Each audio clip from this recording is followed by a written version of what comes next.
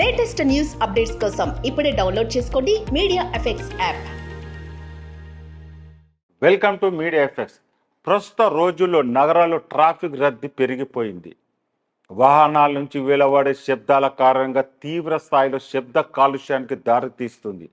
Traffic sounds ప్రభావంతో హృదయ సంబంధిత జబ్బుల ప్రమాదాన్ని పెంచుతుందని తాజా పరిశోధనలో తేలింది. సాధారణంగా ట్రాఫిక్ శబ్దం బాధించేది మాత్రమే కాదు, మీ గుండె పనితీరును దెబ్బతీస్తుంది. తద్వారా గుండె జబ్బుల బారిన పడే రిస్క్ ఎక్కువగా ఉందని పరిశోధకులు కనుగొన్నారు.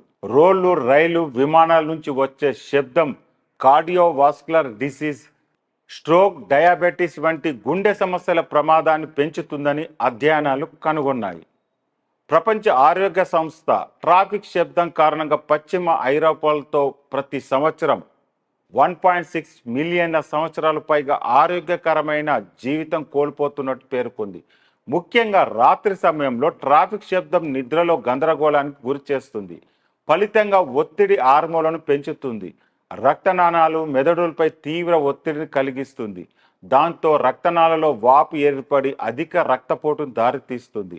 అది క్రమంగా గుండె సమస్యలను మరింత ఎక్కువగా పెంచుతుందని పరిశోధకులు హెచ్చరిస్తున్నారు. డెన్మార్క్, యుఎస్ఏ, స్విట్జర్లాండ్, జర్మనీకి చెందిన శాస్త్రవేత్తలు ట్రాఫిక్ శబ్దం మన గుండె ఆరోగ్యాన్ని ఎలా ప్రభావితం చేస్తుందో తెలుసుకోవడానికి అధ్యయనం నిర్వహించారు.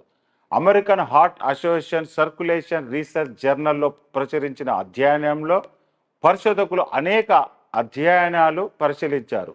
ప్రతి 10 డెసిబెల్స్ ట్రాఫిక్ శబ్దానికి గుండె సమస్యల ప్రమాదము 3.2% పెరుగుతుందని కనుగొన్నారు. శబ్దంతో జన్యువులు, శరీరంలోని జీవక్రియను ఎలా గందరగోళానికి గురి చేస్తుందో కూడా పరిశోధించారు. శబ్దం కారణంగా గుండె సమస్య మరింత ఎక్కువగా పెరిగిందని పరిశోధకులు ధృవీకరించారు.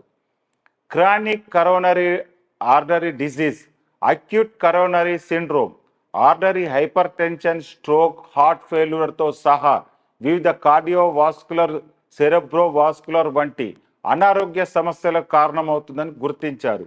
అధ్యయనం ప్రకారం రాత్రిపూట విమాన శబ్దానికి గురి కావడము ఒత్తిడి ప్రేరిత, దీనికి టాకోట్సుబో సిండ్రోమ్ అని కూడా పిలుస్తారు.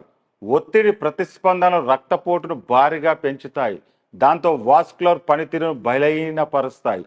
కోవిడ్-19 మహమ్మారి తర్వాత కూడా జనాభాలో ఎక్కువ శాతం మంది హానికరమైన ట్రాఫిక్ శబ్దానికి గురవుతున్నారు.